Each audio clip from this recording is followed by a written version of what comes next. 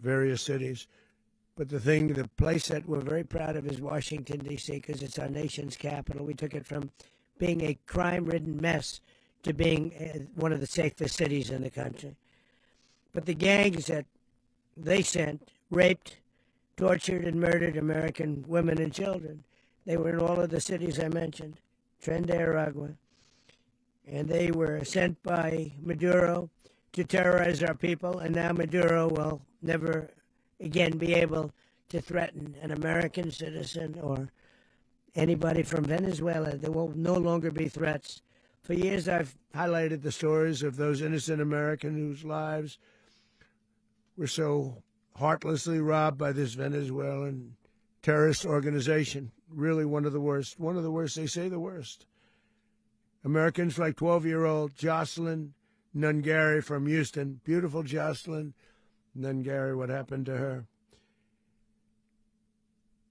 They, as you know, they kidnapped, assaulted, and murdered by Tren de Aragua animals. They murdered Jocelyn and left her dead under the bridge. There was a bridge that will never be the same to so many people after seeing what happened.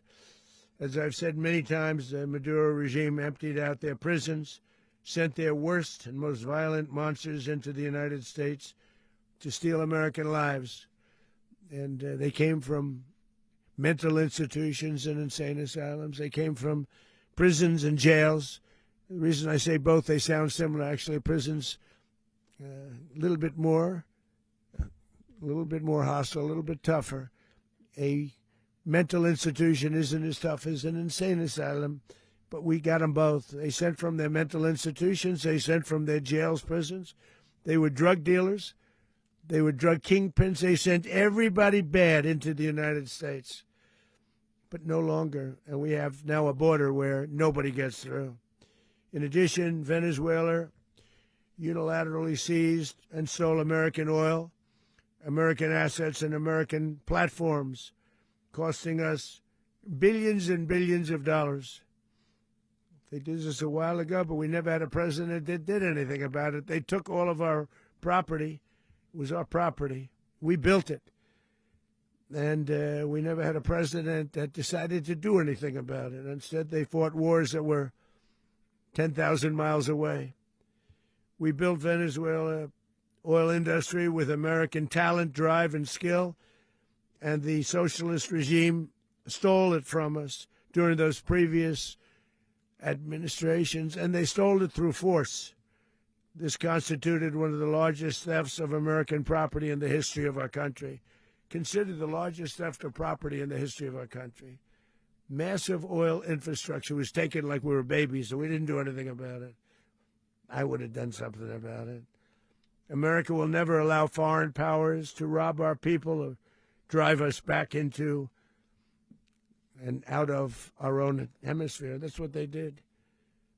Furthermore, under the now deposed dictator Maduro, Venezuela was increasingly hosting foreign adversaries in our region and acquiring menacing offensive weapons that could threaten U.S.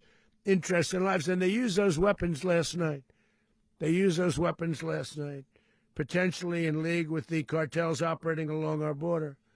All of these actions were in gross violation of the core principles of American foreign policy, dating back more than 2 centuries, and not anymore. All the way back, it dated to the Monroe Doctrines, and the Monroe Doctrine is a big deal, but we've superseded it by a lot, by a real lot. They now call it the Monroe Document. I don't know. It's Monroe Doctrine. We sort of forgot about it. It was very important, but we forgot about it. We don't forget about it anymore. Under our new national security strategy, American dominance in the Western Hemisphere will never be questioned again. Won't happen. So just in concluding, for decades, other administrations have neglected or even contributed to these growing security threats in the Western Hemisphere. Under the Trump administration, we are reasserting American power in a very powerful way in our home region. and our home region is very different than it was just a short while ago. The future will be, and we did this in my first term. We had great dominance in my first term, and we have far greater dominance right now. Everyone's coming back to us. The future will be determined by the ability to protect commerce and territory and resources that are core to national security. These are core to our national security. Just like tariffs are, they've made our country rich, and they've made our national security stronger than ever before. But these are the iron laws that have always determined global power, and we're going to keep it that way. We will secure our borders. We will stop the terrorists. We will crash the cartels, and we will defend our citizens against all threats, foreign and domestic. Other presidents may have lacked the courage or whatever to defend America, but I will never allow terrorists and criminals to operate with impunity against the United States. This extremely successful operation should serve as warning to anyone who would threaten American sovereignty or endanger American lives. Very importantly, the embargo on all Venezuelan oil remains in full effect. The American armada remains poised in position, and the United States retains all military options until United States demands have been fully met and fully satisfied. All political and military figures in Venezuela should understand what happened to Maduro can happen to them, and it will happen to them if they aren't just fair, even to their people. The dictator and terrorist, Maduro, is finally gone, and Venezuela people are free. They're free again. It's been a long time for them, but they're free. America is a safer nation. This morning, it's a prouder nation this morning because it didn't allow this horrible person and this country that was doing very bad things to us. It didn't allow it to happen. And the Western Hemisphere is right now a much safer place to be. So I want to thank everybody for being here.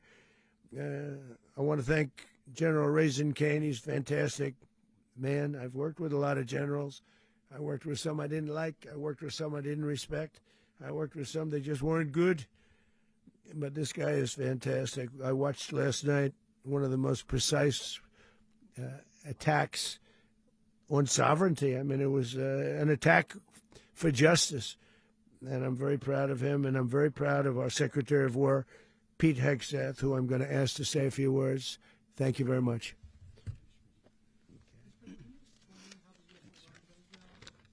Well, thank you, Mr. President.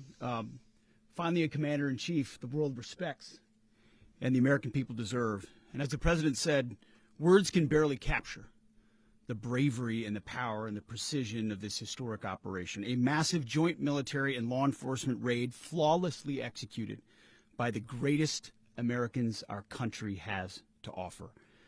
American warriors are second to none, the best in the world and the best of our country.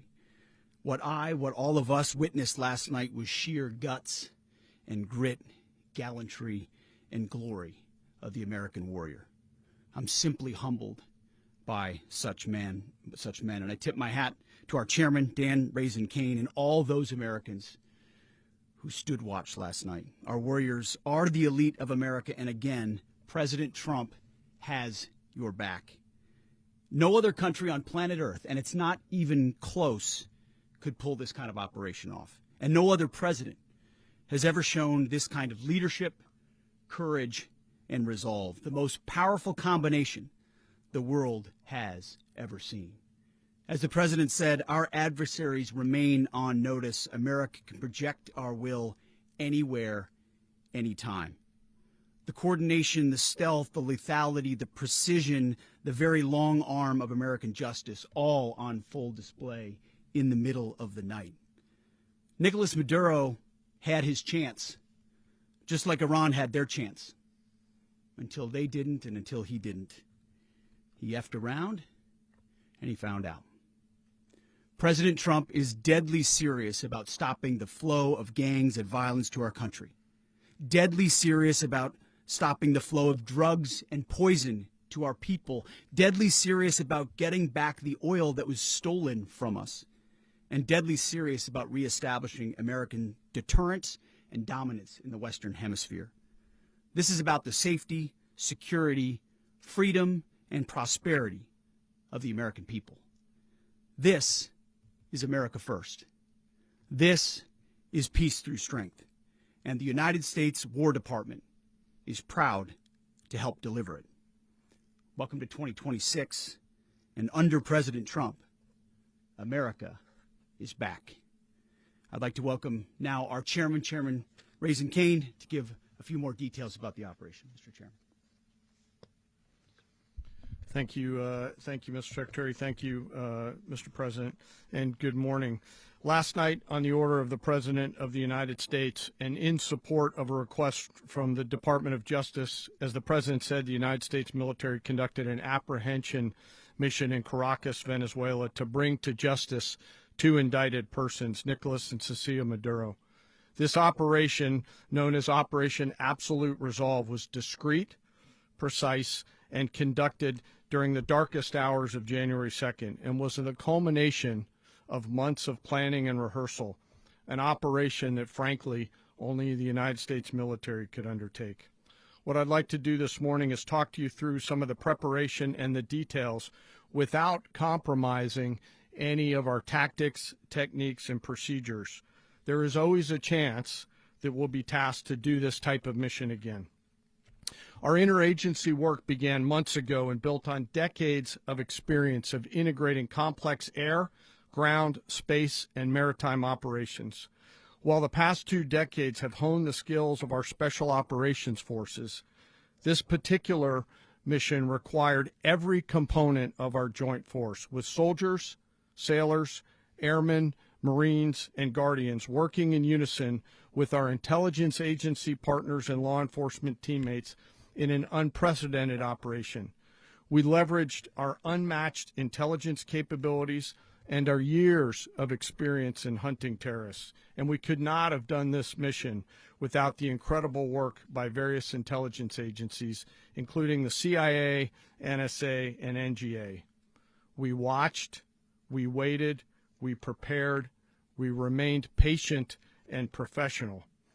This mission was meticulously planned, drawing lessons from decades of missions over the last many years, many missions over these last many years. This was an audacious operation that only the United States could do. It required the utmost of precision and integration within our joint force. And the word integration does not explain the sheer complexity of such a mission. An extraction so precise it involved more than 150 aircraft launching across the Western Hemisphere in close coordination, all coming together in time and place to layer effects for a single purpose: to get an interdiction force into downtown Caracas while maintaining the element of tactical surprise. Failure of one component of this well-oiled machine would have endangered the entire mission, and failure is never an option for America's joint force. Those in the air over Caracas last night were willing to give their lives for those on the ground and in the helicopters. Let me talk a little bit about the preparation. After months of work by our intelligence teammates to find Maduro and understand how he moved, where he lived, where he traveled, what he ate, what he wore, what were his pets, in early December, our force was set pending a series of aligned events. Key was choosing the right day to minimize the potential for civilian harm and maximize the element of surprise, and minimize the harm to the indicted personnel so, as the President said, they could be brought to justice.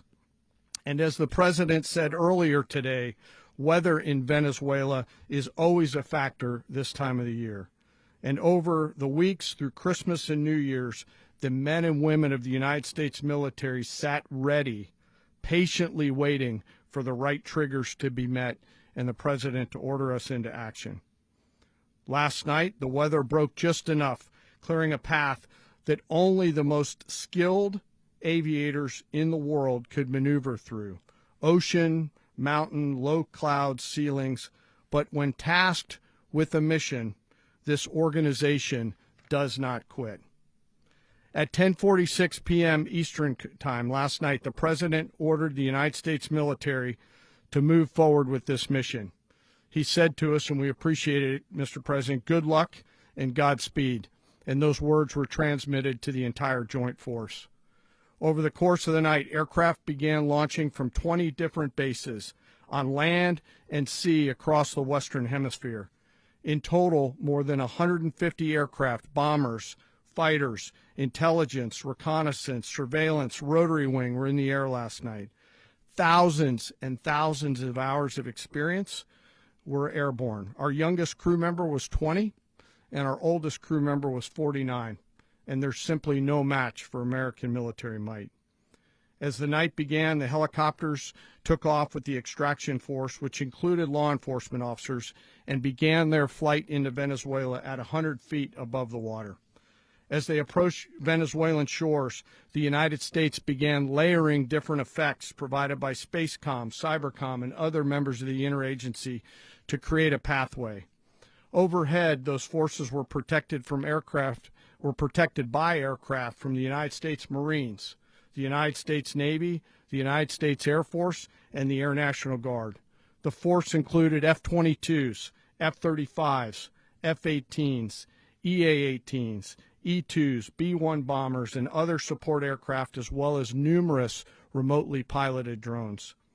As the force began to approach Caracas, the Joint Air Component began dismantling and disabling the air defense systems in Venezuela, employing weapons to ensure the safe passage of the helicopters into the target area. The goal of our air component is, was, and always will be to protect the helicopters and the ground force and get them to the target and get them home.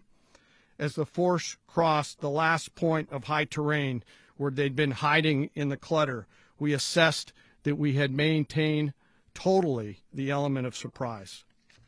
As the helicopter force ingressed towards the objective at low level, we arrived at Maduro's compound at 1:01 a.m. Eastern Standard Time, or 2:01 a.m. Caracas local time, and the apprehension force descended into Maduro's compound and moved with speed, precision, and discipline towards their objective, and isolated the area to ensure the safety and security of the ground force while apprehending the indicted persons.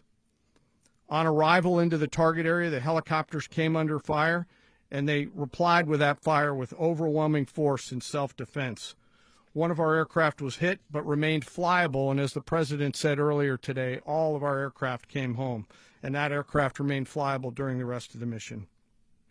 As the operation unfolded at the compound, our air and ground intelligence teams provided real-time updates to the ground force, ensuring those forces could safely navigate the complex environment without unnecessary risk. The force remained protected by overhead tactical aviation. Maduro and his wife, both indicted, gave up and were taken into custody by the Department of Justice, assisted by our incredible U.S. military with professionalism and precision, with no loss of U.S. life. After securing the indicted persons, the force began to prep for departure. Helicopters were called in to exfiltrate the extraction force, while fighter aircraft and remotely piloted aircraft provided overhead coverage and suppressive fire.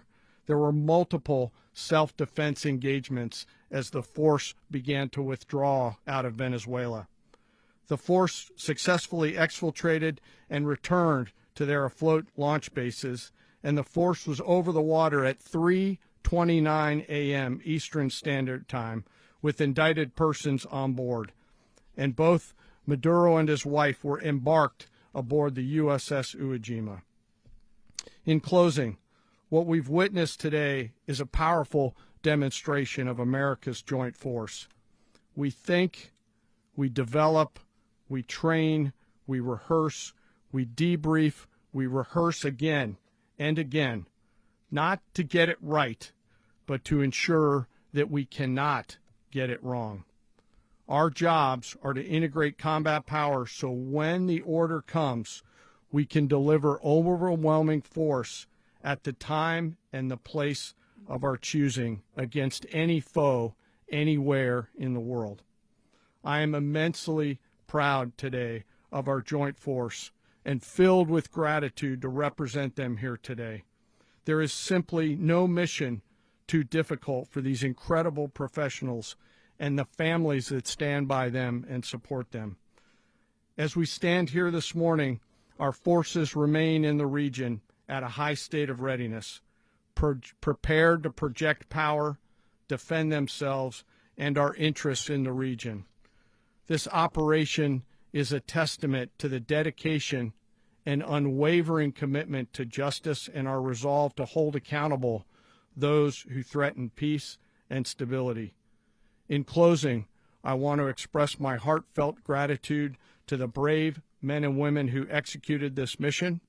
Their courage and tireless commitment to our nation are what makes us strong. Thank you, Mr. Secretary, and thank you, Mr. President. Well, I don't have much to add to what you've heard now, other than the following points. Nicolas Maduro was indicted in 2020 in the United States.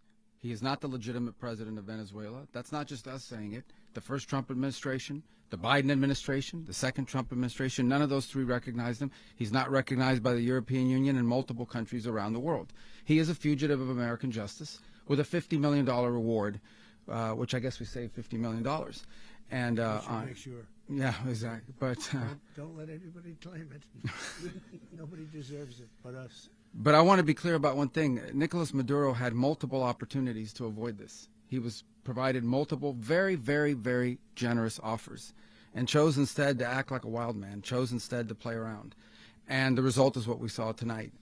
The other message here is the following. You have a guy, like many people around the world, they like to play games. You have a guy who decides he's going to invite Iran into his country, is going to, do the confiscation of American oil companies, is going to flood our country with gang members, is going to take Americans prisoner and try to hold them for hostage and trade them like he was able to do with the Biden administration. Basically likes to play games all this time and thinks nothing's going to happen. And I hope what people now understand is that we have a president. The 47th president of the United States is not a game player. When he tells you that he's going to do something, when tells you he's going to address a problem, he means it. He actions it. I can tell you, I've watched this process now for 14, 15 years, been around it. Everybody talks. I'm going to do this. I'm going to do that. When I get there, we're going to do this. We're going to take.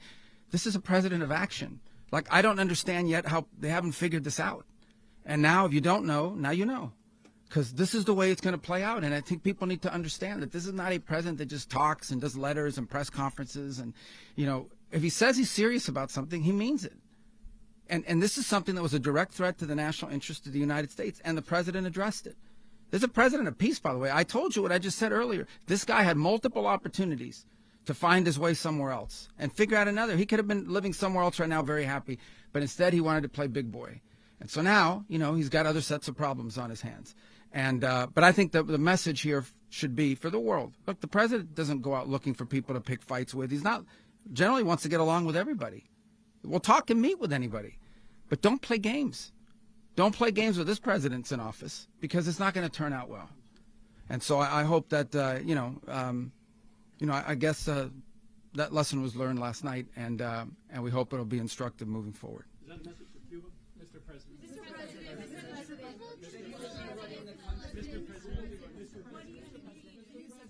Please. Well, we're going to be running it with a group, and we're going to make sure it's run properly. We're going to rebuild the oil infrastructure, which will cost billions of dollars. It'll be paid for by the oil companies directly. They will be reimbursed for what they're doing, but that's going to be paid. And we're going to get the oil flowing the way it should be. As you know, it was just a minor flow. It was actually a minor flow for what they have. But we're going to run it properly, and we're going to make sure the people of Venezuela are taken care of. We're going to make sure the people that were forced out of Venezuela by this thug are also taken care of. President, does the U.S. running the country mean that U.S. troops will be on the ground? How will that work? Well, they always say boots on the ground. So we're not afraid of boots on the ground if we have to have. We had boots on the ground last night. at a very high level, actually. We're not afraid of it. We don't mind saying it. But we're going to make sure that that country is run properly. We're not doing this in vain. This is a very dangerous attack. This is an attack that could have gone very, very badly. Could have gone very badly. We could have lost a lot of people last night. We could have lost a lot of dignity. We could have lost a lot of equipment. The equipment is less important, but we could have lost a lot. And we're going to make sure that this is proper. We're there now. We're ready to go again if we have to. We're going to run the country right. It's going to be run very judiciously, very fairly. It's going to make a lot of money. We're going to give money to the people. We're going to reimburse people that were taken advantage of. We're going to take care of everybody. It's very important. We couldn't let them get away with it. You know, they stole our oil. We built that whole industry there, and they just took it over like we were nothing. And we had a president that decided not to do anything about it. So we did something about it. We're late, but we did something about it. Yeah, please. Mechanism by which you're going to run the country? Are you going to designate a U.S. official to coordinate? Yes, it's all being done right now. We're designating people. We're talking to people. We're designating various people, and we're going to let you know who those people are. Would run Venezuela? Well, it's largely going to be for a period of time the people that are standing right behind me. We're going to be running it. We're going to be bringing it back. It's a dead, I talk about a dead country.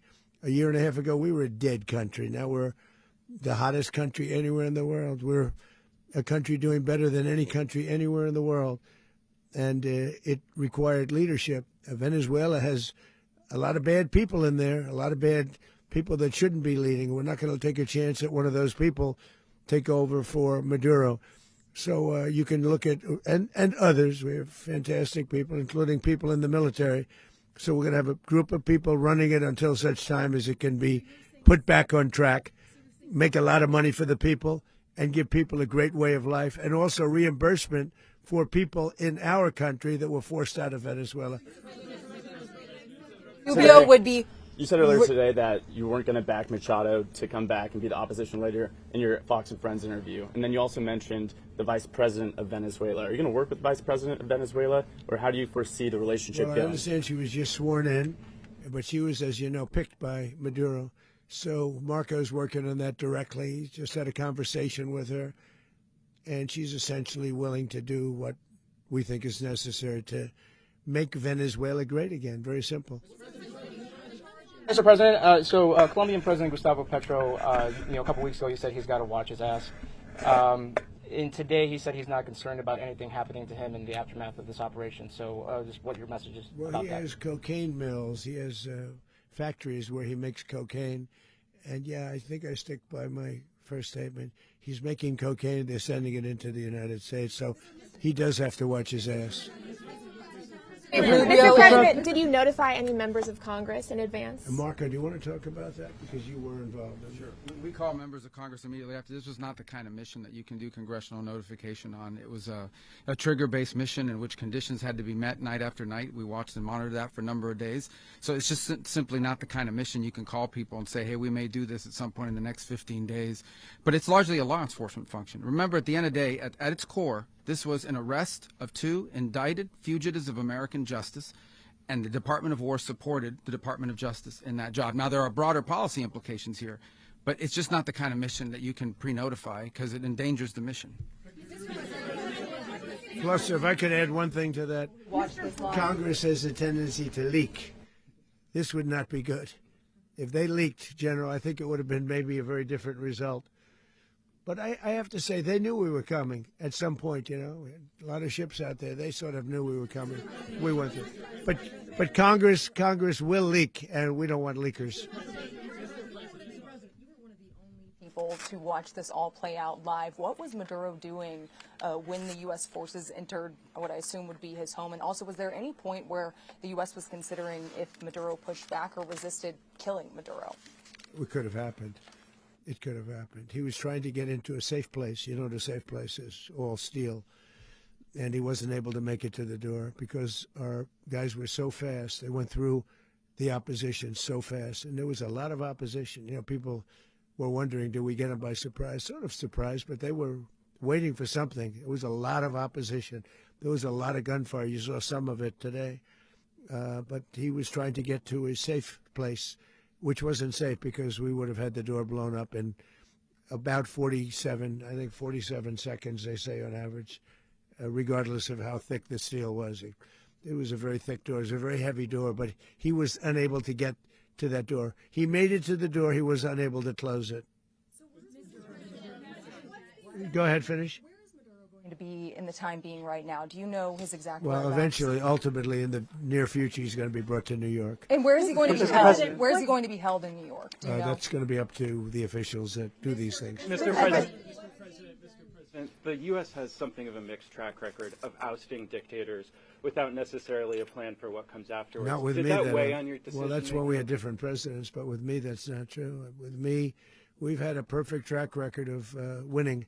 We win a lot, and we win. If you look at Soleimani, you look at al-Baghdadi, you look at the Midnight Hammer. Midnight Hammer was incredible. Right now, you wouldn't have peace in the Middle East. We have essentially peace in the Middle East because of that. If we weren't successful with Midnight Hammer, you wouldn't have peace in the Middle East. So, with me, you've had a lot of victory. You've had only victories. You've had no losses. Yeah. How long do you expect the U.S. to run Venezuela, and how soon do you want the Venezuelan people to hold elections? So I'd like to do it quickly, but it takes a period of time. You know, we're rebuilding. We have to rebuild their whole infrastructure. The infrastructure is rotted. It's actually very dangerous. It's blow-up territory. Oil is very dangerous. It's a very dangerous thing to take out of the ground. It can kill a lot of people. It has killed a lot of people doing just that. The infrastructure is old. It's rotted. Much of it is stuff that we put there 25 years ago, and we're going to be replacing it. And we're going to take a lot of money out so that we can take care of the country. Yeah. Are you saying that Secretary Rubio and Mr. President, China, Russia, and Iran have interests in Venezuela. How does this operation affect your relationships with them when it comes to the oil and drugs? In terms of China and Russia, Russia, when we get things straightened out. But in terms of other countries that want oil, we're in the oil business. We're going to sell it to them. We're not going to say we're not going to give it to them.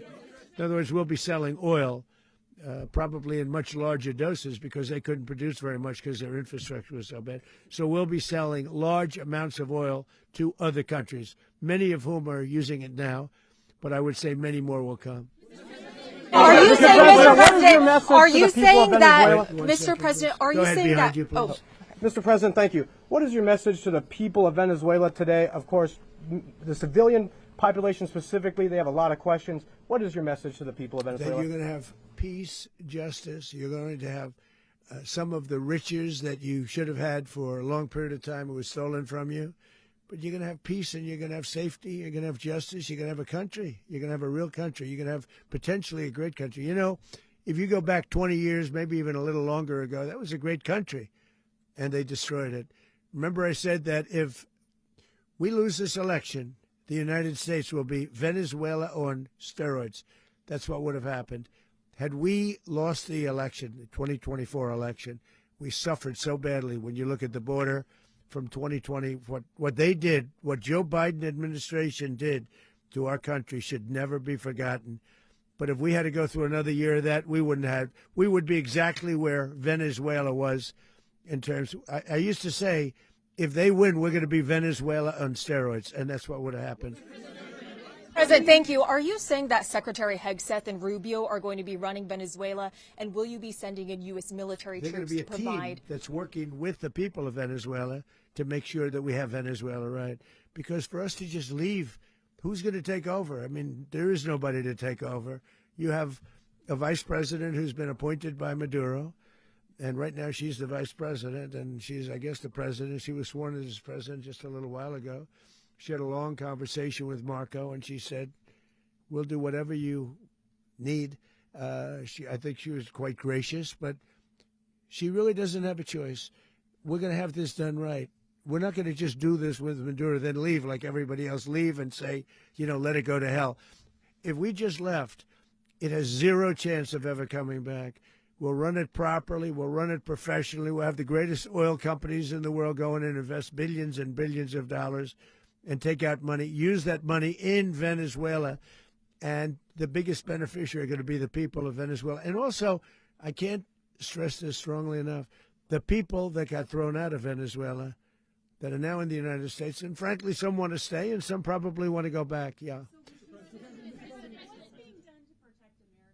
In the country, and were any of the detained Americans? Well, right now they're very arrested? protected because nobody's going to mess with us. They're very protected. The people of, and we let them know that you better not touch one of them. And are you concerned that bad elements of the Maduro regime will remain in place? Well, we know who they are. We're on them, and they're acting much differently now than they would have acted 2 days ago. Okay, wait, behind you, please. Mr. President, why is running a country in South America America first? Well, I think it is because we want to surround ourselves with good neighbors. We want to surround ourselves with stability. We want to surround ourselves with energy. We have tremendous energy in that country. It's very important that we protect it. We need that for ourselves. We need that for the world. And we want to make sure we can protect it. Yes, sir. Please, go ahead. Yeah, is there a message here for Cuba and Diaz-Canel? Well, Cuba is an interesting case. Cuba is, not doing very well right now. That system has not been a very good one for Cuba. The people there have suffered for many, many years. And I think Cuba is going to be something we'll end up talking about because Cuba is a failing nation right now, very badly failing nation. And we want to help the people. It's very similar in the sense that we want to help the people in Cuba, but we want to also help the people that were forced out of Cuba and living in this country. Do you want to say something about that, Marco, please? Well, I mean, I just gave you a statement a few minutes ago about, when the president speaks, you should take him seriously. So suffice it to say, Cuba is a disaster. It's run by incompetent, senile men, and in some cases, not senile, but incompetent nonetheless. It has no economy. It's in total collapse. And by the way, they were, all of the guards that helped protect Maduro, this is well known, their whole spy agency, all that were full of Cubans. I mean, it's amazing. This poor island took over Venezuela in some cases. One of the biggest problems the Venezuelans have is they have to declare independence from Cuba that tried to basically colonize it from a security standpoint. So, yeah, look, if I lived in Havana and I was in the government, I'd be concerned, at least a little bit. Cutting off the oil flow to Cuba from Venezuela? Well, the president already announced a week ago that anything that's sanctioned, it's sanctioned oil, it's not going to be allowed to get there. So that's a pre-existing. The answer is yes. Yes.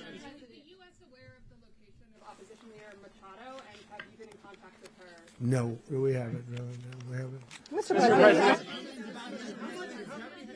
Mr. President, on Monday. Oh, I think it would be very tough for her to be the leader. She doesn't have the support within or the respect within the country. She's a very nice woman, but she doesn't have the respect. Mr. President, is it possible that the U.S. ends up administrating Venezuela for years? Well, it won't cost us anything because the money coming out of the ground is very substantial. So it's not going to cost us anything. We will. Well, we want safety there. We want to be surrounded by countries that aren't housing all of our enemies all over the world. That's what was happening, and you don't want to have that. But we're going to be rebuilding, and we're not spending money. The oil companies are going to go in. They're going to spend money. We're going to take back the oil that, frankly, we should have taken back a long time ago. A lot of money is coming out of the ground. We're going to get reimbursed for all of that. We're going to get reimbursed for everything that we spend. So it's going to be a very important. This is a very big evening that took place last night.